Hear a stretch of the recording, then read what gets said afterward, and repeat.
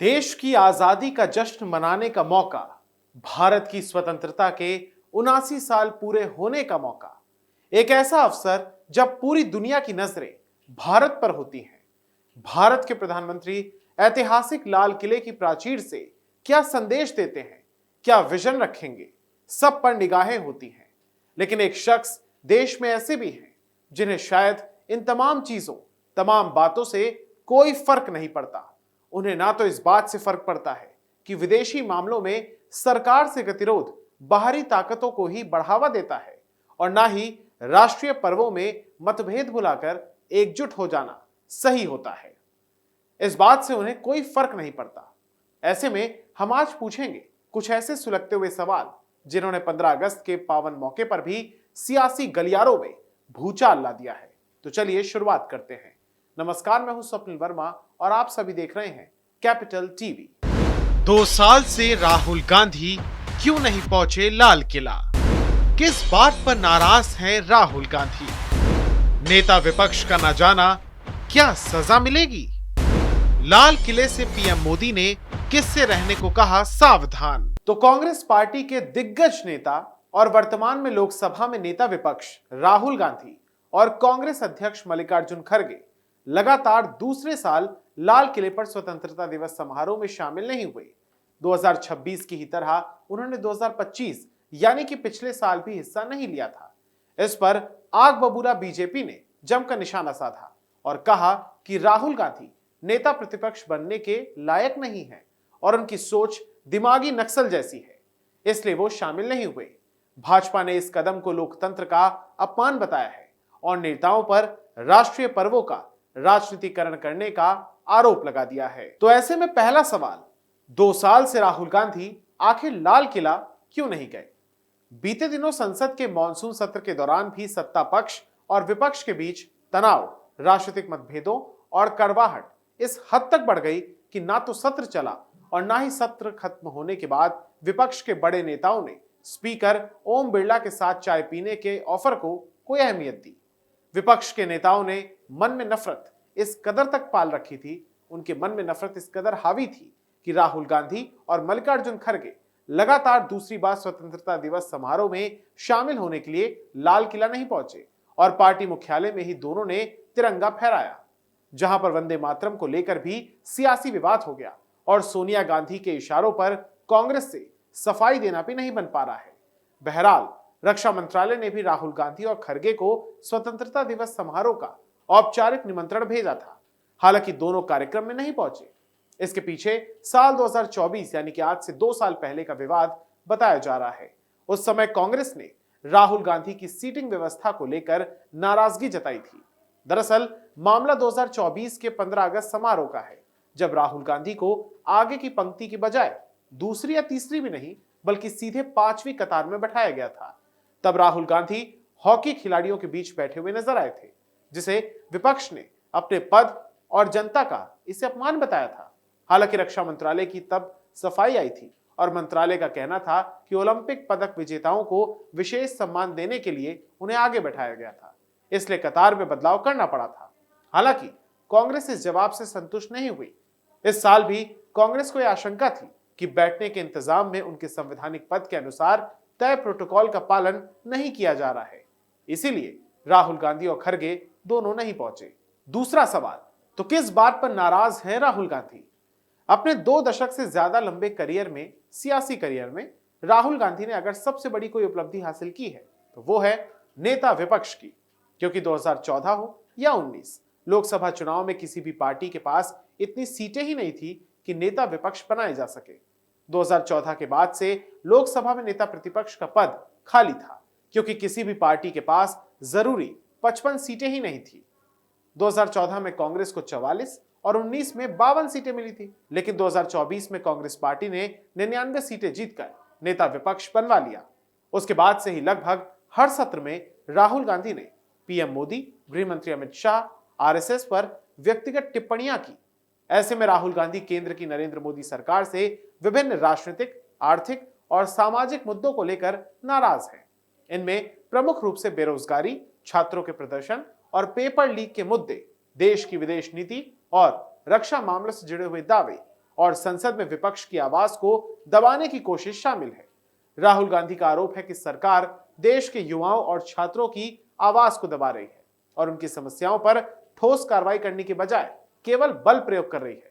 हालांकि वो अलग बात है कि सरकार ने अपने ही मंत्री का इस्तीफा ले लिया और इसका क्रेडिट राहुल गांधी लेना चाहते हैं। इसके अलावा राहुल गांधी का यह भी आरोप है कि बीजेपी सरकार देश की संस्थानों पर अपना नियंत्रण थोपना चाहती है और संसद में विपक्ष के सवालों पर सही से चर्चा नहीं होने दी जा रही है। हाल ही में राहुल गांधी द्वारा प्रधानमंत्री मोदी पर भी टिप्पणी की गई, जो कि काफी घटिया टिप्पणी थी और उनकी विदेश नीति का मजाक उड़ाते हुए उन्होंने देश में एक बड़ा सियासी घमासान भी शुरू कर दिया। जब 13 अगस्त 2026 को दिल्ली में आयोजित रचनात्मक कांग्रेस के राष्ट्रीय सम्मेलन के दौरान दिए गए उनके बयानों के बाद खड़ा हुआ, राहुल गांधी ने पीएम मोदी की विदेश नीति पर कटाक्ष करते हुए कहा कि वो विदेशी नेताओं से गले मिलने को ही विदेश नीति समझते हैं। बयान के दौरान राहुल गांधी ने कांग्रेस के एक और नेता संदीप दीक्षित को मंच पर जबरन गले लगाकर पीएम मोदी के अंदाज की मिमिक्री की। संदीप दीक्षित की टिप्पणी भी इस पर आई और इसी कार्यक्रम में उन्होंने भी पीएम मोदी और इटली की प्रधानमंत्री जॉर्जिया मेलोनी को लेकर एक अत्यधिक विवादित टिप्पणी करी। राहुल गांधी ने यह भी दावा किया कि उन्होंने पीएम मोदी की नींद उड़ा दी है और गृह मंत्री अमित शाह को इतना डरा दिया है कि वो संसद में आने की हिम्मत ही नहीं जुटा पा रहे हैं। तीसरा सवाल, नेता विपक्ष का ना जाना, क्या सजा मिलेगी वाकई में? देखिए, नेता विपक्ष यानी कि लोकसभा के हो या फिर राज्यसभा के, यहां पर किसी भी सांसद का 15 अगस्त को लाल किले के राष्ट्रीय स्वतंत्रता दिवस समारोह में शामिल होना या ना होना कोई भी कानूनी अपराध नहीं है। इसके लिए संविधान या फिर देश के किसी भी कानून में किसी भी प्रकार की कोई सजा का प्रावधान नहीं है। यह पूरी तरीके से एक राजनीतिक फैसला है और व्यक्तिगत इच्छा पर निर्भर करता है। रक्षा मंत्रालय के मुताबिक स्वतंत्रता दिवस कार्यक्रम में नेता प्रतिपक्ष के बैठने की जगह टेबल ऑफ प्रेसिडेंस यानी कि टीओपी के नियमों के आधार पर तय की जाती है। राष्ट्रपति सचिवालय के नियमों के मुताबिक लोकसभा में नेता प्रतिपक्ष की रैंक केंद्रीय कैबिनेट मंत्री के समकक्ष की ही होती है, उन्हीं के बराबर की होती है, यानी कि कैबिनेट मिनिस्टर के, और बैठने की व्यवस्था इसी के हिसाब से तय की जाती है। हालांकि इस मामले पर कांग्रेस और बीजेपी दोनों आमने सामने आ गई। कांग्रेस की तरफ से कहा गया कि भाजपा को हर चीज में अपमान दिखता है। कांग्रेस सांसद पवन खेड़ा ने यहां तक कहा कि जिन्होंने आजादी की लड़ाई में अपना हिस्सा ही नहीं दिया, उन्हें हर चीज में अपमान नजर आता है। वहीं भाजपा प्रवक्ता प्रदीप भंडारी ने पलटवार करते हुए कहा कि राहुल गांधी लाल किले पर मौजूद रहने से बचते रहे। क्या कोई देशभक्त नेता, प्रतिपक्ष या फिर सार्वजनिक पद पर बैठा हुआ व्यक्ति जानबूझकर ऐसा कर सकता है? उनका समारोह में नहीं आने का फैसला वंदे मातरम के प्रति उनकी नफरत को दिखाता है। चौथा सवाल, लाल किले से पीएम मोदी ने किससे रहने को कहा सावधान? दरअसल 15 अगस्त को प्रधानमंत्री मोदी ने लाल किले से 80वें स्वतंत्रता दिवस के संबोधन में देशवासियों से उन तमाम लोगों से सावधान रहने को कहा जो कि समाज में भ्रम फैलाते हैं और देश को चिंता में डालकर आनंद लेते हैं। उनका कहना था कि देश में हथियारी नक्सल भले ही खत्म हो गए हो, लेकिन दिमागी नक्सल आज भी बाकी है। उन्होंने देश के युवाओं और महिलाओं की शक्ति पर पूरा भरोसा जताया और कहा कि कोई भी ताकत भारत को डरा नहीं सकती। यानी कि उनका साफ तौर पर कहना था कि कोई भी व्यक्ति इन दिमागी नक्सलों की बातों पर ध्यान ना दे। वर्षों तक देश की सत्ता में माओवादी सोच के लोग गलियारों में अपनी जगह बना करके बैठे थे। सरकारी कमेटियों में सलाहकार के रूप में भी ये माओवादी सोच ने नीतियों को प्रभावित किया था।